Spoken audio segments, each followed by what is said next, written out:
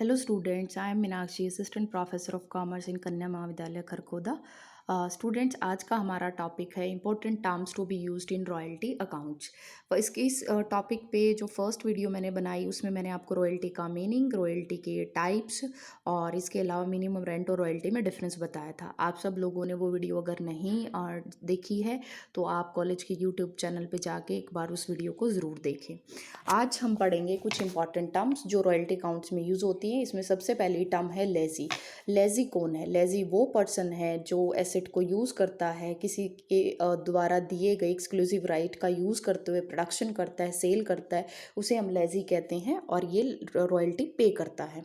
दूसरा टर्म है हमारी दूसरी टर्म लेजर या लैंडलॉर्ड। वो पर्सन जिसके पास एक वो राइट है, एसेट है, जिसे वो दूसरे के फेवर में ग्रांट करता है, सरेंडर करता है और बदले में रॉयल्टी रिसीव करता है। तीसरी टर्म है हमारी मिनिमम रेंट। लेजर और लेजी के बीच में एक एग्रीमेंट साइन होता है जिसमें मिनिमम रेंट का अमाउंट फिक्स किया जाता है और ये इसलिए फिक्स किया जाता है कि अगर किसी साल प्रोडक्शन कम हो, सेल कम हो, तो भी लैंडलॉर्ड को एक फिक्स्ड इनकम यानी रेगुलर इनकम मिलती रहे। मिनिमम रेंट को हम fix rent, dead rent, contract rent, flat rent के नाम से भी जानते हैं।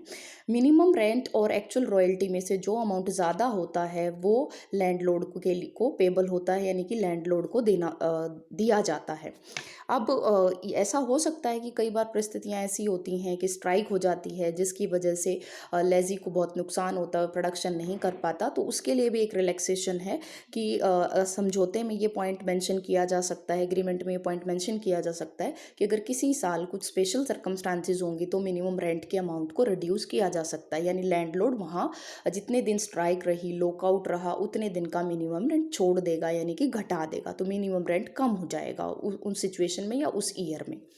नेक्स्ट है आपके पास में शॉर्ट वर्किंग। शॉर्ट वर्किंग का मतलब है मिनिमम रेंट माइनस रॉयल्टी, यानी excess of minimum rent over actual royalty. जब किसी साल मिनिमम रेंट का अमाउंट ज़्यादा होगा और एक्चुअल रॉयल्टी कम होगी तो जो डिफरेंस आएगा that will be termed as short working. Next topic है आपका शॉर्ट वर्किंग रिकूप्ड। ये जो शॉर्ट वर्किंग है ये नुकसान है लेजी का और लेजी इसे राइट ऑफ करता है। तो राइट ऑफ करने के तीन तरीके हैं और वो इस बात पर डिपेंड करेंगे कि उनके लेजर और लेजी के बीच में जो समझौता हुआ है, एग्रीमेंट हुआ है, कॉन्ट्रैक्ट हुआ है, उसमें क्या लिखा हुआ है। तो उसमें एक क्लोज ये हो सकता है कि short working can be recouped without any time limit. Recouped का मतलब यहाँ पे रिटर्न ऑफ है कि विदाउट एनी टाइम लिमिट आप रिकूप कर सकते हो। सपोज अगर किसी क्वेश्चन में लीज पीरियड दे रखा है 10 साल का और आपके पास क्वेश्चन में आउटपुट गिवन है केवल 4 साल का, तो आप जो अनरिकूप्ड शॉर्ट वर्किंग है उसे चौथे साल के एंड में प्रॉफिट एंड लॉस में ट्रांसफर नहीं करोगे क्योंकि आपके पास कोई टाइम लिमिट नहीं दी गई, यानी कि जब तक लीज आपकी चालू रहेगी आप आखिरी साल तक उसे रिकूप कर सकते हो। दूसरा आपके पास क्लोज हो सकता है कि short working can be recouped during first 3, 4 और 5 ईयर्स। सपोज आपके पास क्वेश्चन में लीज पीरियड 10 साल है, आउटपुट आपको 4 सालों का ही गिवन है, 1991 से लेकर 1994 तक लीज ली गई है 1 जनवरी 1991 को, तो शॉर्ट वर्किंग आप रिकूप कर सकते हो 1994 तक। यानी जैसे देखो पहला जो एग्जाम्पल लिया उसमें मैंने कहा कि चौथे साल के एंड में आप अनरिकूप्ड शॉर्ट वर्किंग को प्रॉफिट एंड लॉस में नहीं डालोगे क्योंकि अभी आपके पास समय है, आपके पास टाइम है, 10वें साल के एंड तक भी आप राइट ऑफ कर सकते हो। अगर 10 साल के एंड में भी, 10वें साल के एंड में भी अगर राइट ऑफ नहीं होती शॉर्ट वर्किंग तो प्रॉफिट एंड लॉस में डालोगे। लेकिन दूसरा क्लोज जो मैंने बताया उसमें लिखा हुआ है कि केवल फर्स्ट 4 ईयर तक ही आप राइट ऑफ कर सकते हो, उसके बाद आपका राइट ऑफ करने का राइट खत्म हो जाएगा। तो अगर चौथे साल तक आपकी शॉर्ट वर्किंग रिकूप नहीं होती तो आपका वो लेजी का लॉस होगा और वो अपने लॉस को प्रॉफिट एंड लॉस में ट्रांसफर कर देगा। नेक्स्ट आपका तीसरा वर्जन है, इसमें each year short working can be recouped in the next और सब्सिक्वेंट और फॉलोइंग फ्यू ईयर्स। क्वेश्चन में अगर ये लिखा हुआ है कि किसी साल की शॉर्ट वर्किंग उससे नेक्स्ट ईयर में ही रिकूप की जा सकती है, नेक्स्ट 2 ईयर में रिकूप की जा सकती है, नेक्स्ट 3 ईयर में रिकूप की जा सकती है, तो what does it mean. Example से इसको समझेंगे। सपोज 1 जनवरी 1991 को आपने लीज पे ली है कोई एसेट, लीज का पीरियड 10 साल है आपके पास में, तो आप किस प्रकार शॉर्ट वर्किंग को रिकूप यानी राइट ऑफ करोगे। सपोज 1991 में आपको शॉर्ट वर्किंग अराइज हो जाती है और क्वेश्चन में लिखा हुआ है कि केवल पहले 3 सालों में ही आप रिकूप कर सकते हो, यानी इसको 1991 की शॉर्ट वर्किंग को आप नेक्स्ट 3 ईयर्स में रिकूप कर सकते हो।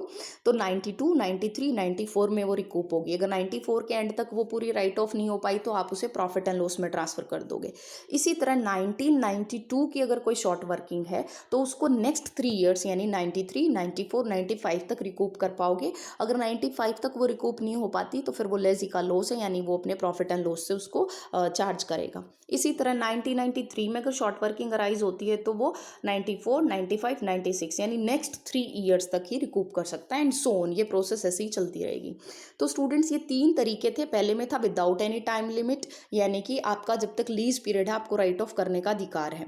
दूसरे में क्या है, एग्जाम्पल कि सपोज ड्यूरिंग 3 ईयर 4 ईयर, यानी पहले 3 साल, उसके बाद आपका राइट ऑफ करने का राइट खत्म हो जाएगा। और तीसरे में कहा है उन्होंने कि जिस साल में शॉर्ट वर्किंग अराइज हुई उसके नेक्स्ट 2, 3, 4 ईयर, जैसा आपको क्वेश्चन में गिवन हो। तो यहाँ पे स्टूडेंट, जब भी आपका राइट खत्म होगा रिकूपमेंट का, रिटर्न ऑफ का, और अमाउंट अनरिकूप्ड रह जाएगा तो आप उसे प्रॉफिट एंड लॉस से चार्ज करोगे। ये सारी टर्म्स आपकी बुक में गिवन है, ये देखिए। इस प्रकार से आपकी some important terms to in connection with royalty आपकी बुक में भी, यहाँ से आप पढ़ सकते हो। और ये 3 वर्जन भी गिवन है आपकी बुक में, और उसके बाद एक एनालिटिकल टेबल है। नेक्स्ट वीडियो में वो एनालिटिकल टेबल मैं बताऊंगी, तब तक आप इसे रिवाइज कर लें।